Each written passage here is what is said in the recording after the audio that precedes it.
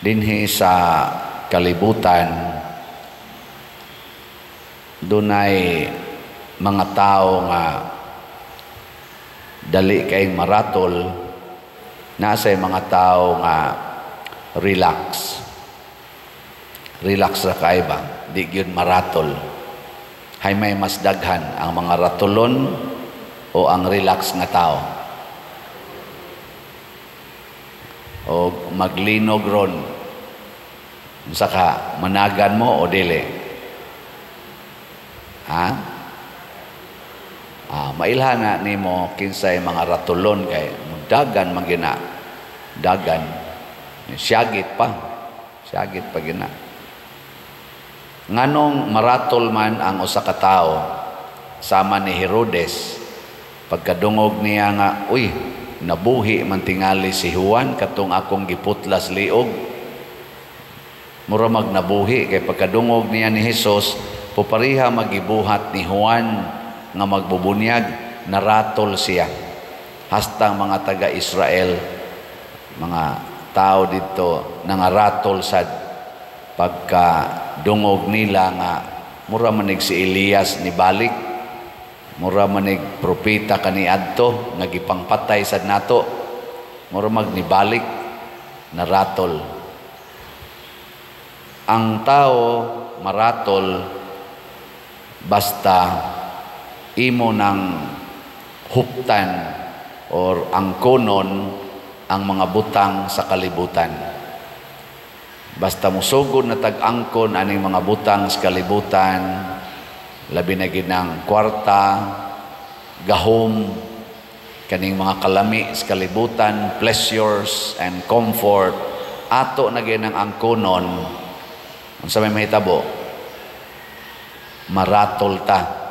Nga naman, matod pa sa unang pagbasa, ang tanan muagira or ang tanan sad magbalik-balik ra. Pasabot, mawa, niya mubalik, mawa, mubalik. Normal gid na siya nga kaning kinaiyas kalibutan. Matod pa diri sa unang pagbasa. Ang karon nga generation, mawa, na nasay mo abot nga lain, mawa gid siya. Sige kuno tag trabaho, sige kag panginabuhi, niya human, mawa rasad ka. Di ba? Normal gina siya nga course kalibutan. Nigilingay mong tupad. Ning na mawa ragyod ka. Mawa ramang gyud ka. Ige huna-huna ako no be, kadtong lolo sa imong mama, buhi pa. Ang lolo ba sa imong mama ba, buhi pa ba? Tingali, kung naibuhi, panagsa na lang dyan kayo. Ang ginikanan sa imong ginikanan, buhi pa. Naipipila, buhi. Ang imong ginikanan, buhi pa. Ang uban sad, wa na sad. O niya, nangawa naman to sila, kinsa may sunod mawa? Ikaw na sad, ikaw. Mawa ra gina, pero ang kalibutan magpabilin mo na kung manggunit ganita sa kalibutan kay di ta gustong mawa, maratol ta kay wag tangon magita ning kalibutan. Mo nang unsa may maayo. Matod pa diri sa atong tubag sa Salmo, sa atong tubag.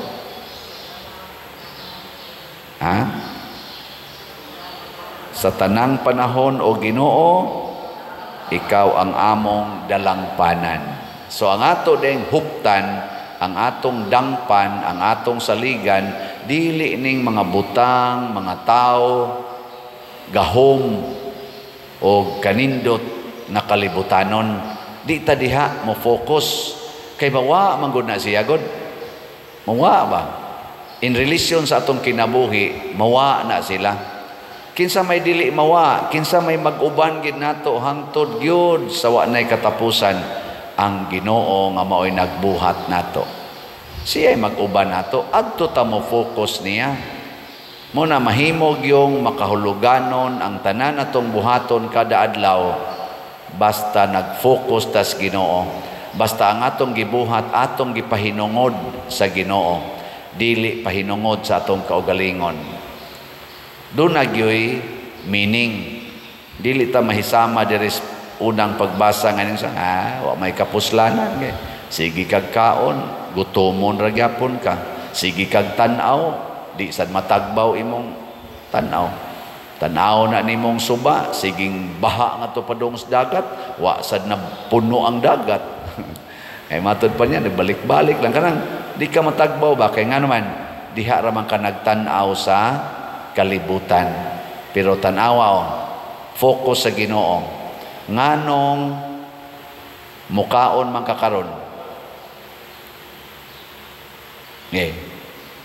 Butangi Ginoo ba? Nganong mukaon man ka karon? Unsay rason nga mukaon ka? Ha? Tungod kay pasalamat ko sa Ginoo nga gitagaan kog pagkaon niya ako ni siyang kanon. Kaon ka. Niya ang Ginoo naamon sa siya gitudlo nga ayaw pagpatuyang og kaon. Unsa may giingon sa Ginoo? Kanang imong pagkaon ipaambit ngadto sa uban kay gigutom sad nang uban imong mga silingan. Dili ka magsigig tigom og pagkaon. Iguman imong kaon, busog-busog na ka, kay maura man gikinahanglan sa imong lawas, imo dayon nang ipaambit ngadto sa uban nga way gikaon. Nya kanang pag inambitay sa pagkaon, maghatag na nato og kalipay, maghatag na nato og katagbawan sa kinabuhi. Kana bang kontento ta ba? Labi magkahiusa na ta, mag-inambitay pagkaon. Tagbaw kay ta, meaningful kay nga tong adlaw, di ba? Makaingon ka, fulfilled kaayo. Kuan kay karon, murag akong tan-aw, murag malampuson kay nga akong adlaw karon kay murag meaningful ba? Dunay kahulugan. Pero ikaw ra gyud kaon-kaon, ikapanos, labay, kaon ka, labay, hangtod, gidialysis na ka, di na ka mukaon, way kapuslanan. Pero imong gipaambit ngadto sa uban, perting nindota. Mao ni karong buwana, karong sunod buwan, Oktubre, muhatag tag pagkaon ngadto sa atong mga kabos nga pamilya. Nya naasad tay Youth Paris Youth Day inikapit sa 4. Kana dako-dako sa taan naggastuhanan kay in relation man sa atong pista sa segunda patron, mga siguro dool-dool mga 1,000 ka mga youth mag-gather din first Friday hangtod first Saturday. Dako sa na siya gasto. Mao ni ang nindot natong pahilunaan sa atong mga kwarta, di ba? Na siya nya mo na pamalit mo si Tio ang imong 100 pesos, ang atong 100 pesos, doon na nay meaning. Nga naman, akong gispend ang akong 100 pesos, palit kog slot, o niya, makapakaon na ni sa mga pobre, nga among mga parishioners, makatabang pagini nga magmalampuson ang kalihukan sa among pista sa segunda patron, labi na ning Paris Youth Day, ang mga batanon magkatigom, mamalandong, magampo, magbanding, kadako anig kahimuan silang kinabuhi. So ang imong 100 pesos nga gipalit og slot sa City UMM, nakahimo nagdagko duha, labing minus karong Oktubre para sa mga batanon o para sa mga kabos. Kadako na nagmeaning sa imong 100 pesos, di ba?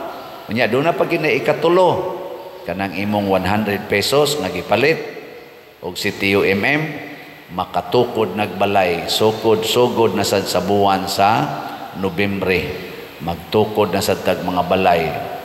Di ba? Kanindot ana. Ano man ang inyong mga naong na nagduka man?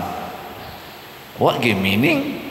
Pero imo nang ipalit og sandal, ipalit ra gid nimo, itigumo na nimo kay mo palit kag bag-ong sinina nimo, tigumo na nimo kay papintalan imong balay, tigumo na nimo kay mo palit kag sakyanan, nya magguba din imong sakyanan, ang imo dayong sinina mo bati sawayon sa kasuban, way kahulugan. Di ba? Murag way meaning. Pero ni imo nang ipalit og slats, kada nimo kakita sa imong silingan mo ingon din salamat yo kayo ninyo ha, salamat kay lipay kay miadto. Sos forever na gina nimong matagamtam.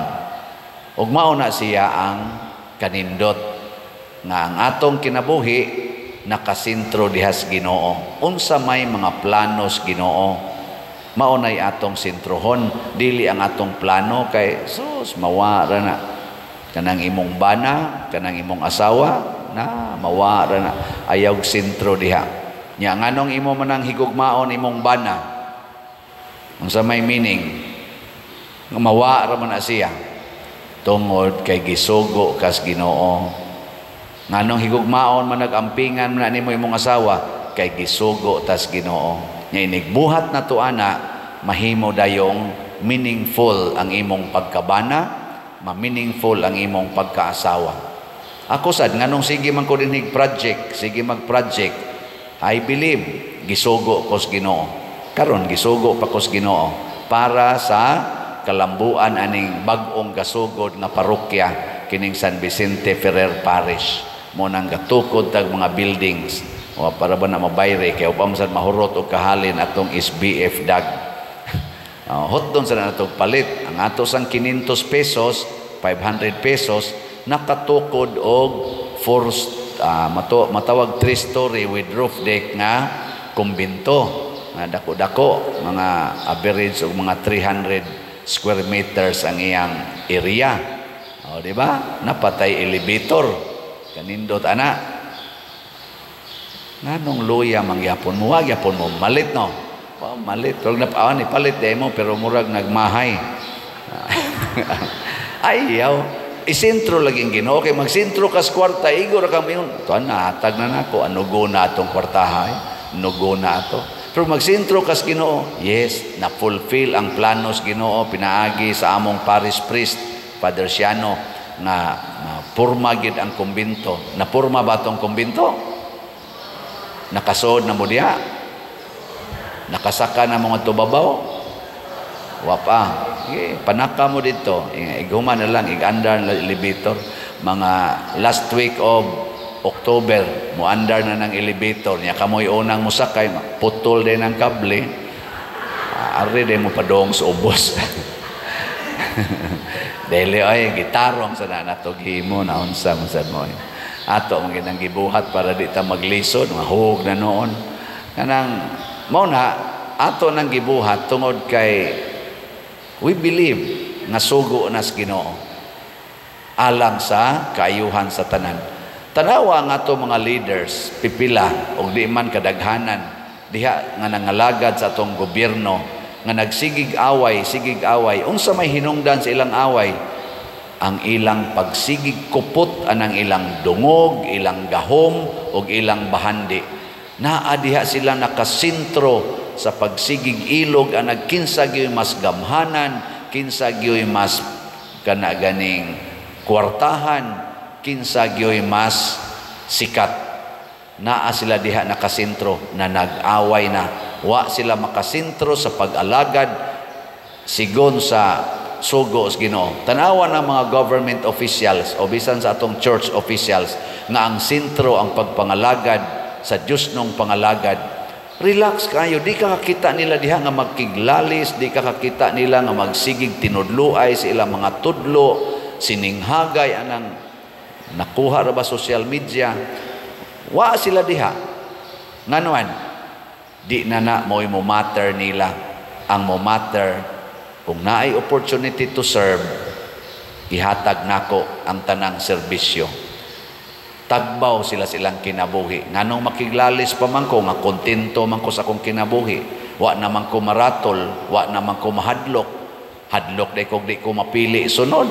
Hadlok kog wa ko ikapuhunan sunod eleksyon. Wala na niya. Kay di ko pilion. okay. O pilion ko, mangalagad ko to the max. Di ba? Relax kayo. Ako din himuon kong parish priest. Alagad. Igsunod adlaw, balhinon sa ko, taktakon ba ko, prisuhon ba ko. Ato na sa prisuhan magsigig ampos, Ginoo. Ana.